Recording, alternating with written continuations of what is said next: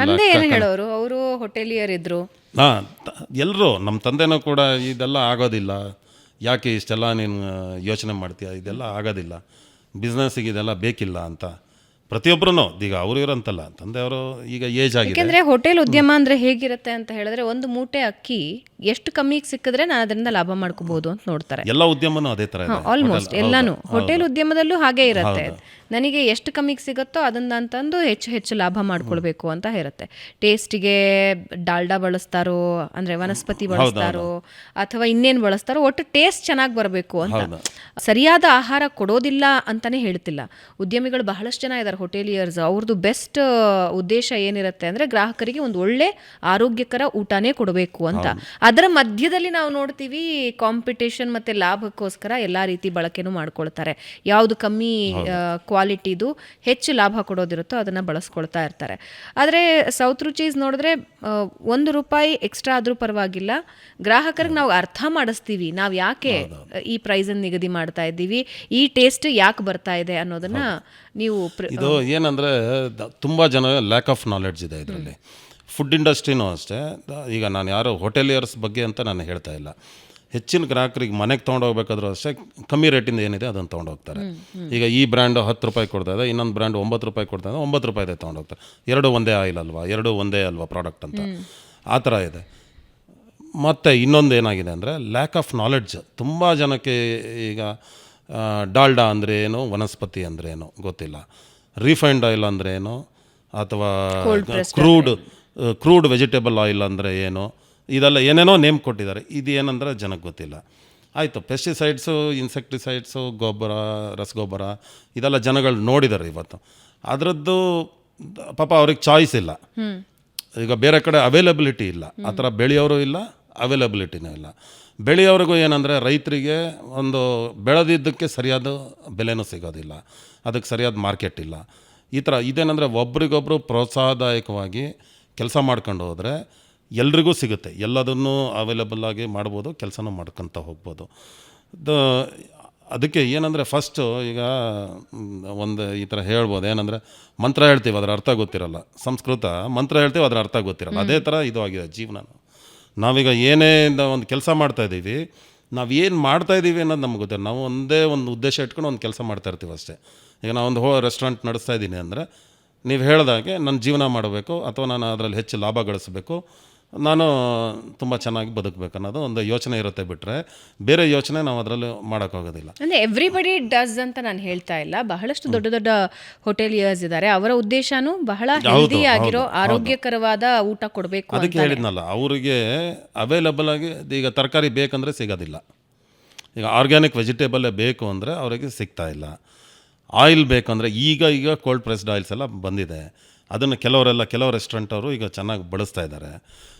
ಆ ಥರ ಮೊದಲು ಸಿಗ್ತಾ ಇರಲಿಲ್ಲ, ಅಥವಾ ನಾಲೆಡ್ಜ್ ಇರಲಿಲ್ಲ. ಈಗ ಏನಾಗಿತ್ತು ಅಂದರೆ ಯಾವುದೋ ಫಾರಿನ್ ಬ್ರ್ಯಾಂಡ್ ಬಂದು ಇವತ್ತು ರಿಫೈನ್ಡ್ ಆಯಿಲ್ ಮಾಡಿಬಿಟ್ಟಿದ್ದೀವಿ, ಇದು ತುಂಬ ಒಳ್ಳೆಯದು ತೊಗೊಳ್ಳಿ ಅಂತ ಇಡೀ ಮಾರ್ಕೆಟಿಗೆ ಕಳಿಸಿದ್ರು.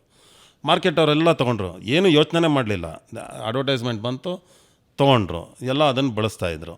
ಯಾರಿಗೂ ಗೊತ್ತಾಗಿಲ್ಲ ಅಷ್ಟೇ. ಇದು ಲ್ಯಾಕ್ ಆಫ್ ನಾಲೆಡ್ಜಿಂದ, ಮಾಹಿತಿ ಕೊರತೆಯಿಂದ ಇದೆಲ್ಲ ನಡೆದಿದೆ ಅಷ್ಟೇ. ಯಾರು ತಪ್ಪು ಸರಿ ಅನ್ನೋದಕ್ಕಿಂತ ಮಾಹಿತಿ ಕೊರತೆಯಿಂದ. ಇದಕ್ಕೆ ಈಗ ಕರೆಕ್ಷನ್ಸ್ ಆಗ್ತಿದೆಯಾ ಉದ್ಯಮದಲ್ಲಿ, ಹೋಟೆಲ್ ಉದ್ಯಮದಲ್ಲಿ? ನಿಜವಾಗ್ಲೂ ಆಗ್ತಾಯಿದೆ. ಇವತ್ತು ಜನಗಳಿಗೆ ನಾಲೆಡ್ಜ್ ಬಂದಿದೆ. ಇವತ್ತು ಎಲ್ಲರೂ ವಿದ್ಯಾವಂತರಿದ್ದಾರೆ, ಬುದ್ಧಿವಂತರಿದ್ದಾರೆ, ಮತ್ತು ಈ ಕಾಯಿಲೆಗಳು ಸಿಕ್ಕಾಬಟ್ಟೆ ಆಗ್ತಾಯಿದೆ. ಇದರಿಂದ ಎಲ್ಲದಕ್ಕೂ ತುಂಬ ಜನಕ್ಕೆ ನಾಲೆಡ್ಜ್ ಬಂದಿದೆ. ಏನು ತಿನ್ಬೇಕಾದ್ರೆ ಟ್ರಾನ್ಸ್ ಫ್ಯಾಟ್ ಅಂದರೆ ಏನು, ಅಥವಾ ಯಾವುದನ್ನು ಆಯಿಲ್ ಅಂದರೆ ಏನು, ಅದು ಯಾವ ಥರ ಫುಡ್ ಪ್ರಿಪೇರ್ ಆಗ್ತಾಯಿದೆ, ಹೈಜೀನ್ ಅಂದರೆ ಏನು, ಪ್ರತಿಯೊಬ್ಬರಿಗೂ ಎಲ್ಲದೂ ಒಳ್ಳೇದು ಬೇಕಾಗಿದೆ. ಹಣದ ಕೊರತೆ ಇಲ್ಲ ಇವತ್ತು. ಹಿಂದೆ ಇದೆ 30-40 ವರ್ಷದಿಂದ ಹಣದ ಕೊರತೆ ಇತ್ತು ಜನಕ್ಕೆ. ಇವತ್ತು ಆ ಹಣದ ಕೊರತೆ ಇಲ್ಲ, ಜನ ಕೊಟ್ಟು ಕೊಳ್ಳೋರಿದ್ದಾರೆ. ಅದರಿಂದ ತುಂಬ ಈಗ ಹೋಟೆಲ್ ಅವರಿಗೂ ಇದೊಂಥರ ಏನಾಗಿದೆ, ಅವರು ಸರ್ವೈವಲ್ ಕ್ವಶನ್, ಉಳಿಬೇಕಂದ್ರೆ ಮಾಡಲೇಬೇಕು, ಆ ಥರನೂ ಈಗ ಬರ್ತಾನೆ ಇದೆ. ಸೊ ಅದಕ್ಕೆ ನೀವು ತುಂಬ ಕಡೆ ನೋಡಿರ್ಬೋದು. ಈಗ ನಾವು ಕೋಲ್ಡ್ ಪ್ರೆಸ್ಡ್ ಆಯಿಲೇ ಯೂಸ್ ಮಾಡ್ತಾಯಿದ್ದೀವಿ, ಈ ಥರ ಎಲ್ಲ ಹೋಟೆಲಲ್ಲೇ ಮೊದಲೇ ಮೆನ್ಷನ್ ಮಾಡಿರ್ತಾರೆ. ಶುದ್ಧ ತುಪ್ಪ ಯೂಸ್ ಮಾಡ್ತೀವಿ, ಇದನ್ನೆಲ್ಲ ಹಾಕ್ತಾ ಇದ್ದಾರೆ. ಈಗ ಆಗಬೇಕಿದು ಬದಲಾವಣೆ ಆಗಬೇಕು. ಏನಂದರೆ ಪರಿಸರನೂ ಉಳಿಬೇಕು, ಜೊತೆಗೆ ಏನಾಗಿದೆ, ರೈತರಿಗೂ ಬೆಲೆ ಸಿಗಬೇಕು, ಅವ್ರು ಬೆಳೆದಿರೋ ಈಗ ಹಾರ್ಡ್ಲಿ ನಮ್ಮಲ್ಲಿ ಒಂದು 30% ಲ್ಯಾಂಡ್ ಮಾತ್ರ ಅಗ್ರಿಕಲ್ಚರ್ ಫೀಲ್ಡಲ್ಲಿ ಯುಟಿಲೈಸ್ ಆಗ್ತಾ ಇರೋದು ಅಥವಾ ನಮಗೆ ಪ್ರೊಡಕ್ಟಿವ್ ಆಗಿ ಬರ್ತಾ ಇರೋವಂಥದ್ದು. ಇನ್ನು 70% ಲ್ಯಾಂಡ್ ಒಂದೋ ಯಾರೋ ಶ್ರೀಮಂತ ತೊಗೊಂಡು ಇಟ್ಕೊಂಡಿದ್ದಾನೆ, ಖಾಲಿ ಬಿಟ್ಟಿದ್ದಾನೆ, ಇಲ್ಲ ಇನ್ನೊಂದಷ್ಟು ಖಾಲಿ ಲೇಔಟಾಗಿ 25 ವರ್ಷ ಆಗಿ ಹಂಗೆ ಖಾಲಿ ಬಿದ್ದಿದೆ. ಈ ಥರ ರಿಯಲ್ ಎಸ್ಟೇಟ್ ವ್ಯಾಲ್ಯೂ ಆಗಿಬಿಟ್ಟು ಈಗ ನಿಜವಾಗ್ಲೂ ಮಾಡಬೇಕಾಗಿರೋ ಕೆಲಸ ಮಾಡೋ ಇಂಟ್ರೆಸ್ಟ್ ಇರೋ ರೈತಂಗೆ ಭೂಮಿ ಕೊಳ್ಳೋಕ್ಕಾಗಲ್ಲ, ಇರೋರು ಕೆಲಸ ಮಾಡ್ತಾ ಇಲ್ಲ. ಈ ಥರ ಆಗಿದೆ. ನಾಳೆ ದಿವಸ ಮುಂದಿನ ದಿನಗಳಲ್ಲಿ ಜನ ಏನು ತಿನ್ನಬೇಕು ಇದೆಲ್ಲ ಯೋಚನೆ ಮಾಡಬೇಕಾಗತ್ತೆ. ಅದರಿಂದ ಇದೇನೆಂದರೆ ಇದು ಸರ್ಕಾರ ಇದ್ರ ಬಗ್ಗೆ ಈ ನಿಟ್ಟಿನಲ್ಲಿ ಎಲ್ಲ ಥರ ಡಿಪಾರ್ಟ್ಮೆಂಟ್ಸ್ ಇದೆ. ಈ ಫುಡ್ ಕಂಟ್ರೋಲ್ ಡಿಪಾರ್ಟ್ಮೆಂಟ್ಸ್ ಇದೆಯಲ್ಲ, ಅದು ವರ್ಕ್ ಹೆಂಗೆ ಮಾಡ್ತಾ ಇದೆ? ಸಫಿಷಿಯೆಂಟ್ಲಿ ವರ್ಕ್ ಮಾಡ್ತಾ ಇದೆಯಾ ಅಥವಾ ಸುಮ್ಮನೆ ನಾಮಕಾವಾಸ್ತೆ ವರ್ಕ್ ಮಾಡ್ತಿದೆಯಾ? ನಿಜವಾಗ್ಲೂ ಇನ್ಸ್ಪೆಕ್ಷನ್ಸ್ ಆಗಿ ಕೆಟ್ಟ ಹೋಟೆಲ್ಗಳು ಕಂಪ್ಲೀಟಾಗಿ ಬಂದ್ ಆಗ್ಬಿಡತ್ವಾ ಅಥವಾ 2 ದಿನ ಹೋದ್ಮೇಲೆ ಮತ್ತೆ ತೆಗಿತಾರಾ? ಹೆಂಗೆ ಫುಡ್ ಇಂಡಸ್ಟ್ರಿ? ಇಲ್ಲ ಅವರು ಈಗ FSSAI ಅಂತ ಒಂದು ಡಿಪಾರ್ಟ್ಮೆಂಟ್ ಇದೆ. ಅವರು ರೆಗ್ಯುಲರ್ ಆಗಿ ಎವ್ರಿ 15 days 1 month ನಮ್ಮ ಹೋಟೆಲ್ ಅಸೋಸಿಯೇಷನ್ಗೆ ಹೇಳಿ ಎಲ್ಲ ಟ್ರೈನಿಂಗ್ ಪ್ರೋಗ್ರಾಮ್ಸ್ ಎಲ್ಲ ನಡೆಸ್ತಾ ಇರ್ತಾರೆ. ಈಗ ನಮ್ಮಲ್ಲಿ ಯಾರೋ ಹೊಸ ಸ್ಟಾಫ್ ಬಂದ, ನಾವು ಕಳಿಸಿರೋ ಪಾಪ ಅವರು ಫ್ರೀ ಆಫ್ ಕಾಸ್ಟಲ್ಲಿ ಟ್ರೈನಿಂಗ್ ಮಾಡ್ತಾರೆ. ಹೇಗೆ ಅಂದರೆ first hazard analysis control critical control program ಅಂತ, ಇದನ್ನು HACCP ಇದನ್ನು ಕ್ಲೀನಾಗಿ ಅವರಿಗೆ ಯಾವ ಥರ ಒಂದು ನೇಲ್ ಕಟ್ಟಿಂಗ್ ಇರ್ಬೋದು, ಹೇರ್ ಕಟ್ಟಿಂಗ್ ಇರ್ಬೋದು, ಆಮೇಲೆ ಹೈಜೀನು, ಡೈಲಿ ಸ್ನಾನ ಮಾಡಿ ಬರಬೇಕು, ಆಮೇಲೆ ಯೂನಿಫಾರ್ಮ್ಸ್ ಯಾವ ಥರ ಇರಬೇಕು, ಆಮೇಲೆ ಮಾಸ್ಕ್ ಹಾಕೋಬೇಕು, ಇದನ್ನೆಲ್ಲ ಒಂದು ಬೇಸಿಕ್ ನಾಲೆಡ್ಜನ್ನು ಟ್ರೈನಿಂಗನ್ನು ಇದು ಹಿಂದಿನ ಕಾಲದಲ್ಲಿ ಎಲ್ಲರೂ ಮನೆಗಳಲ್ಲಿ ಇರೋದು ಮಡಿ ಅಂತ, ಕಿಚನ್ಗೆ ಯಾರು ಸಣ್ಣ ಮಕ್ಕಳನ್ನ ಬಿಡ್ತಾ ಇರಲಿಲ್ಲ. ಸೇಮ್ ಥಿಂಗ್ ಈಗ ಇದರಲ್ಲೂ ನಮಗೆಲ್ಲ ಹೇಳ್ಕೊಡ್ತಾ ಇದ್ದಾರೆ. ಗಲೀಜು ಇನ್ನೊಂದು ಮತ್ತೊಂದು ಈಗ ಏನಾಗಿದೆ, ಕ್ವಾಲಿಟಿ ಫುಡ್ ಅಂದರೆ ಈಗ ಬೇಸಿಕ್ ಇಂಗ್ರೀಡಿಯೆಂಟ್ಸೇ ಮಾರ್ಕೆಟಲ್ಲಿ ಏನಾಗಿದೆ ಕಂಟಾಮಿನೇಟೆಡು ತುಂಬ ಇದೆ. ಈಗ ನಾನು ಹೇಳ್ದಂಗೆ ಆಯಿಲ್ಸ್ ಅದೇ ಥರ ಇದೆ, ಟ್ರಾನ್ಸ್ಫ್ಯಾಟ್ಗಳಿದೆ, ತುಪ್ಪಗಳಿದೆ, ಅಥವಾ ಈ ಥರ ಬೇಕಾದಷ್ಟು ತರಕಾರಿಗಳು ಈ ಥರ, ಅದು ಅವ್ರ ಕೈಯಲ್ಲಿ ಇಲ್ಲ ಅಂತ ಅನಿಸುತ್ತೆ. ಇದೇನಂದರೆ ಸರ್ಕಾರ ಎಲ್ಲ ಡಿಪಾರ್ಟ್ಮೆಂಟ್ ಸೇರಿ ಕೆಲಸ ಮಾಡಿದ್ರಾಗತ್ತೆ. ಈಗ ಅಗ್ರಿಕಲ್ಚರ್ ಡಿಪಾರ್ಟ್ಮೆಂಟು, ಫುಡ್ ಡಿಪಾರ್ಟ್ಮೆಂಟು, ಆಮೇಲೆ ಈಗ MSME ಡಿಪಾರ್ಟ್ಮೆಂಟ್ ಎಲ್ಲರೂ ಸೇರಿ ಮಾಡಿದಾಗ ಒಂದಕ್ಕೊಂದು ಆಗುತ್ತೆ. ಈಗ ಅಗ್ರಿಕಲ್ಚರ್ ಡಿಪಾರ್ಟ್ಮೆಂಟಲ್ಲಿ ರೈತರಿಗೆ ಪ್ರೋತ್ಸಾಹ ಮಾಡಬೇಕು. ಅವರಿಗೆ ಈಗ ಒಂದು ಮಳೆಗಾಲ ಶುರು ಆಯಿತು, ಮುಂಗಾರು, ಇಮ್ಮಿಡಿಯೇಟಾಗಿ ಅದಕ್ಕಿಂತ 15 ದಿವಸ ಮುಂಚೆಯಿಂದನೇ ಅವರು ರೈತರಿಗೆ ನೀವು ರೆಡಿ ಇರಪ್ಪ, ನಿಮಗೇನೋ ಟ್ರ್ಯಾಕ್ಟರ್ ಬೇಕಾ ಹೊಲ ಉಳೋಕ್ಕೆ, ಅಥವಾ ಇನ್ನೊಂದು ಏನು ವ್ಯವಸ್ಥೆ ಬೇಕೋ, ಏನು ಮಾಡಿದ್ದೀರಾ, ಅದನ್ನೆಲ್ಲ ಅವ್ರು ಮಾಡ್ತಾ ಬರಬೇಕು ಅಂತ ನಾನು ಅನ್ಕೊತೀನಿ ಫಸ್ಟ್.